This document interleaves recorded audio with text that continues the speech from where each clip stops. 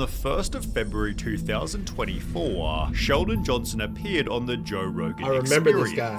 38 days later, he was arrested and charged with murder. It was episode 2096, with Joe Rogan, Sheldon Johnson, and another person named Josh. You have to have done something crazy good to even get put on Joe Rogan's podcast, and then he blows it all away just like that? Dubben. Josh had been on the podcast 6 different times before, explaining on an earlier episode that he was a lawyer who worked with wrongfully convicted felons. We're here to get the word out about wrongful convictions. In 3 out of 6 of Josh's appearances, he'd bring these wrongful convicts to tell their story. He spent 3 decades in jail for murders that he didn't commit. So when Josh brought in Sheldon Johnson, it seemed this would be another positive episode, but it quickly became apparent that Sheldon was slightly different. I figured we'd do something a little bit different. Typically, the person sitting to my right is someone that was wrongfully convicted.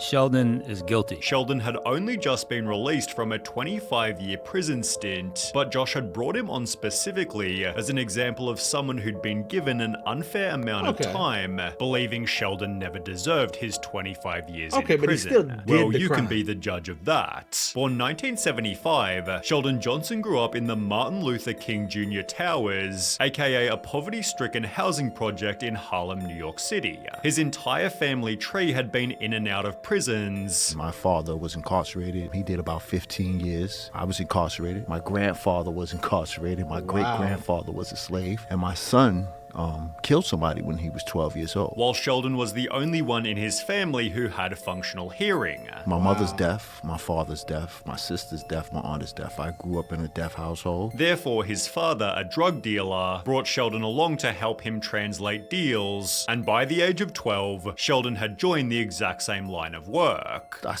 12 years old, you have to be the block manager for a drug kingpin? Started selling drugs. Guy offered me an opportunity to be a lookout, and I would just stand there, and eventually I just slowly moved up the ranks. It turned me into this person that I was never meant to be. As a result, he began to rack up charges. Driving without a license, standing on the corner, little small petty drug cases. And spent most of his teens in the Rikers Island prison. Although it'd be after his release at the age of 21 that things went downhill badly. He'd commit 2 different armed robberies, receiving a sentence of 50 years in prison, which Josh argued was incredibly unfair, given only one person received minor injuries. He got hit in the head with the gun right here on the side of his head, and he got 2 stitches, and they gave me 25 years for that case. 25 years is very warranted for robbing somebody with a gun and then hitting them with the gun. Did you hit him in the head? No. Regardless, prison is where Sheldon realized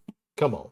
he had to turn his life around. It was at that moment I really said I have to change my life. I just can't do this. Beginning a prison journal about hope, change, and reform. In his entry letter to my younger self, it explained just because you're surrounded by violence does not mean that violence is the way to solve your problems. I agree with that. Sheldon, 2 wrongs do not make a right. Violence only begets violence. Learn how to respond and not react. In a different entry, he'd state, as we know, I'm currently in prison, which I've learned does one of 2 significant things to its occupants. Brings the best out of them or the worst. I saw individuals who were at their worst, and I saw guys who were at their best. The guys who were at their best were guys who were involved in education, post-secondary education programs. Realizing the role model prisoners were those with an education, Sheldon spent years educating himself. I got into school, I got my GED, and then I went on to obtain my bachelor's in behavioral science from Mercy. I stopped smoking weed, I stopped smoking cigarettes. I started working in the law library. I discovered that I had a knack for complicated things.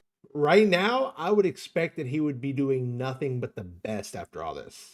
Case law, and I was actually helping guys get out of prison. He'd further add to his journal, I have grown dramatically in these 14 years, when I could have easily withered away. I've learned that I love Shakespeare, that I love acting, that I love writing, that I enjoy reading philosophy, that I love reading criminal law, that I love writing legalese. Sheldon had changed his life to such an extent, BuzzFeed advocated for his release back in 2016. He became a model inmate, said David Roth, the prison's social worker. His days were so full that he went to bed exhausted and fell asleep immediately. As a result of his good behavior, Sheldon was released after 25 years of his 50-year sentence, appearing on a podcast called Success After Lockdown, on which he'd implied that he'd never go back to prison. I'm reflecting, I'm saying to myself like, yo, I can't spend the next 50 years like this. When he'd appear on Joe Rogan 1 month later, Sheldon again implied that he wouldn't go back to jail. Individuals who have been shown to acquire associate's degrees and bachelor's degrees are like 92% less likely to return back to prison. With Josh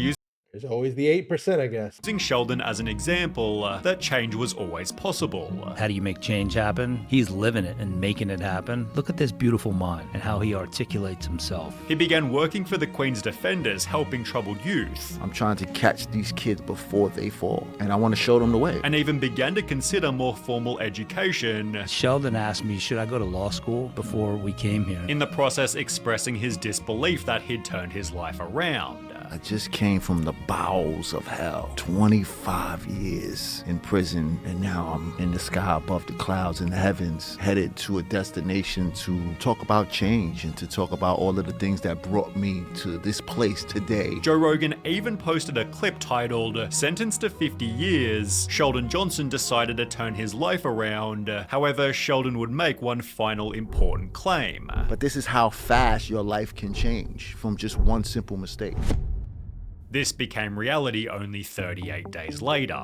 He claimed that he had turned his life around after spending most of his adult life in prison. In fact, last year, he started working for the Queen's Public Defender's Office. Well, now he is accused of killing a man and then dismembering his body. Sheldon was childhood friends with a man What? named Colin Small, with whom he'd also spent over 10 years in prison. Therefore, upon Sheldon's release, Small was helping Johnson get back on his feet. However, at some point, their friendship took a turn. On the 6th of March 2024, police received a call from a tenant who lived in New York, claiming to have heard 2 gunshots from Colin Small's apartment, as well as a voice begging, "Please don't, I have a family." Police drove over to the flat and knocked on the door, only to find Sheldon Johnson inside, who claimed that Colin Small had apparently gone upstate. Well, police searched the apartment and found half of Colin Small's body, finding the other half back at Sheldon's apartment, in addition to concrete and a Tyvek suit. CCTV outside Colin's apartment showed Sheldon Johnson entering and exiting, trying to conceal his identity with a range of different disguises. In one of these stills, he's seen wearing the exact same jacket as he was in a photo he took for the Queen's Defenders. Sheldon was therefore arrested and charged with Colin's murder, screaming "I'm innocent" as he was placed into the cop car. Sheldon maintained this innocence all the way to court. Yesterday, Sheldon Johnson pleaded not guilty to the charges. He had quite a few supporters inside the courtroom. As the comments on his episode changed overnight. Imagine being locked up for being wronged by the system for over 25 years, only to prove that the system was right. Amazing. The judge who gave him 50 years must feel pretty smart right now. "I really believed I was gonna die in prison." Well, you're not wrong, buddy. Sheldon's own father stated, "I'm surprised my son was arrested. I was shocked. He learned and studied in prison for 26 years. He is a good man. He was doing work in a law office. There were no problems, but I doubt nobody was as shocked as Josh Dubben." He ended Sheldon Johnson's episode stating, I'm very thoughtful in who I bring on. I think this was one of the best ones yet. but is still yet to talk publicly since Sheldon's new allegations. Joe, on the other hand, talked about it recently. He was guilty before, and we knew he was guilty, but he got 50 years. Right. And then he was talking about how he turned his life around this, like, a month after he was on the podcast. Yeah. Cut some dude's head off. Homie didn't understand new HD security cameras. Theorizing that prison had only made him worse. Was that because he spent 25 fucking years in jail, which is an insane amount of time to Yeah. be locked up in a prison, and then You get out half a sentence early, 25 years, and you can't just. The judge was right. He should have stayed the whole 50 years.